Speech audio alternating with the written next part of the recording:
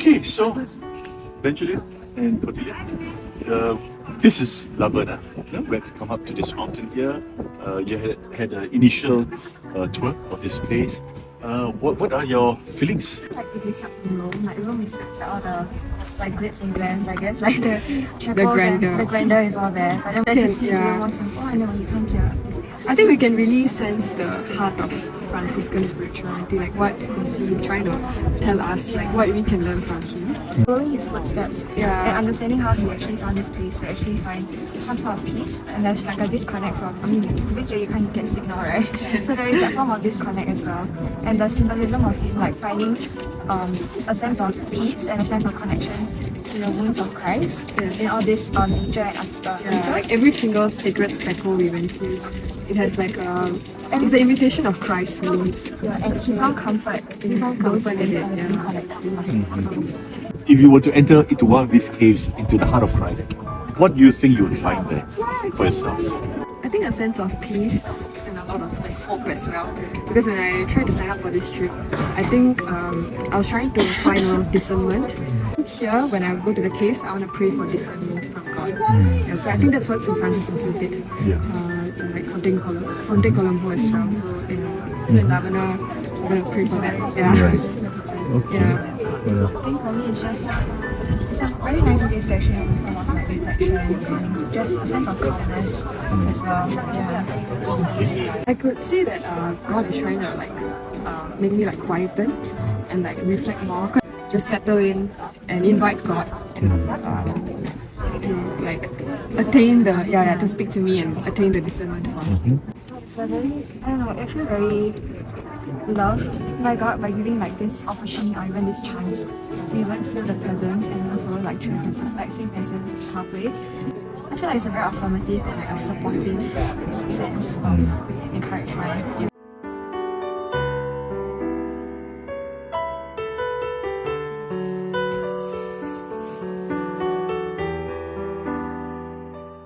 Right, so we have here our two siblings. So it's we are in Lavana. In the evening, we have just finished Mass. Tell us, how has it been for you all on this trip? Oldest to youngest. Okay, the oldest. Okay, so Sequela speaking. It's been actually very different from what I expected. It's been very good in terms of learning about the histories and having very prayerful sessions and learning with the community. Very supportive in sort of, deepening an understanding of how God speaks to you individually. People have different perspectives and have different experiences, and I think it's really nice to listen to what they say, which actually helps you find yourself and find your own inner voice, God's voice inside you, I think.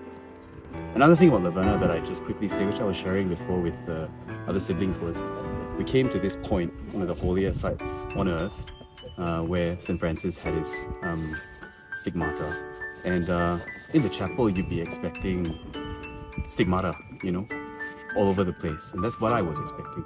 And it was quite an interesting experience because you take a step back and you realize that's life, isn't it? Like, you get caught up in the things about life and it's all about you, but really, you gotta take a step back sometimes and realize that God's the one in the center of it all and guiding you in his path that is set for you. And it's up to you to find out what that is after finding that voice that's speaking to you inside. I think the main takeaways, especially through today's Mass on reflecting on the stigmata, is the two graces that Francis sort of prayed for. Sort of understand the pain that Jesus bore in his body, and also more importantly, the second one being the grace to be able to endure it with the love that Christ had. And I think reflecting on that is so powerful because our journeys on earth are precisely going to be filled with suffering. But also, how do we reach a point where we can endure all our suffering with love, and really rely on God for that healing and that direction as well. So for this trip, it gave me a different perspective, and it was one of really how God reaches down to all of us, because through the life of St. Francis, we've visited various holy sites, we've visited various places at different waypoints in his life, right? At every juncture, right, you can really see how the hand of God comes through. And it's not literally just the hand of God coming through and directing, but about how God extends His love to us, right, at each and every site, right, how He extended it to Francis at those various sites that we visited. And what a more appropriate time than Advent right here, right, when we are anticipating the Incarnation, when Christ came down, right, for us to meet us at the Nativity where the Word became incarnate. And that's another show of just divine love, to witness how the divine love comes forward. Yeah. And how has it been to travel as siblings on this pilgrimage? As much as we like to be together and wreak havoc all the time, I think for me it's always a luxury, and I count my blessings, you know, spending time with family. I think in working life and just the busyness of everything, having opportunities like this to actually have holidays is one, but also to be with family, and now the greater extended family community we have is honestly such a luxury. The fact that family time is so special for us, and experiencing these sites, sacred sites together, processing them together, and I think that's very, very special, because then we make meaning through these experiences in a way that's very collaborative, very united, and it's just a very great way to bond as well.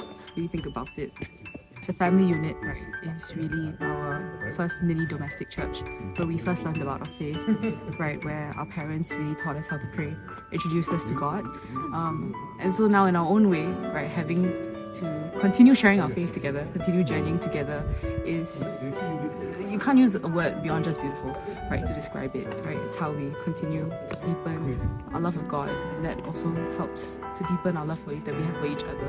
And for us, I think especially, it's so great to have shared experiences, to share the faith together, and having the opportunity to come out at night and then break, right, the sharing about what we felt at a particular place, have that resonate within each other is a nice homely feeling, right? If that's the word for it. So, at one point of this pilgrimage, Mom had a dominant voice in it. At one point. Do you mean yesterday? Oh, yes. Okay. Yeah. Tell us what sort of struck. Yeah.